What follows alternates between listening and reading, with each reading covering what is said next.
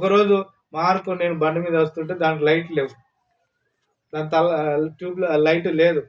అప్పుడు దాని టార్చి పెట్టుకొని నడుచుకుంటూ వస్తున్నాం. ఏందన్నా అంటే నేనన్నా దేవుని కోసము ఏదైనా గొప్పగా ఉండాలి మనం చేసే పనులు. అంటే ఇదేం గొప్పతనం అంటే అది గొప్పతనమే, గ్రంథంలో రాయబడ్డది ఆ పని.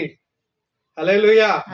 టార్చ్ లైట్ పెట్టుకొని అద్దాలు లేని దాంట్లో వచ్చిన భయంకరమైన చీకటి అడవి ప్రాంతంలో మనం బండి తోలుకుంటూ వస్తుంటే మీకు ఎట్లా అనిపించిందో కానీ నేనైతే మైమరిచిపోయా దేవునిలో. హల్లెలూయా. ఎంతో గొప్ప పని అనిపించింది నాకు. మీకు తెలుసా, ఒకరోజు ఇక్కడ పరిచయం చేసుకొని మిర్యాలగూడెం వెళ్ళనీకి పోతుంటే ఇసుక, ఏది ఈ గుర్జాల ప్రాంతంలో ఇసుక, ఆ వాగు దాటాలంటే సుర్ర కాలుతుంది కాళ్ళకి. ఆ కాళ్ళకి కాలుతుంటే ఏడుపు, కంట్లకెళ్ళి నీళ్లు భరించలేకుండా, అయినా సరే కిలోమీటర్ అంత పొడుగుంటుంది అది. ఆ సుర్ర నడుచుకుంటూ ఆ కాలుతుంటే ఆ నిప్పులు అగ్నిగోళం మీద నడిచినట్టు వెళ్ళిపోయాం. హల్లెలూయా. అది దేవుడు రాసుకుంటాడు.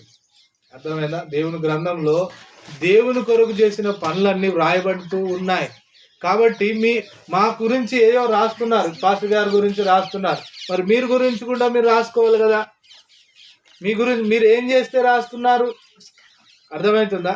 మేము ఏదో చేస్తున్నాం కాబట్టి రాయబడుతున్నాయి. మరి మీ మీ మీ పనులు ఏం లిఖింపబడుతున్నాయి? ఏమన్నా రాసుకుంటుర్రా?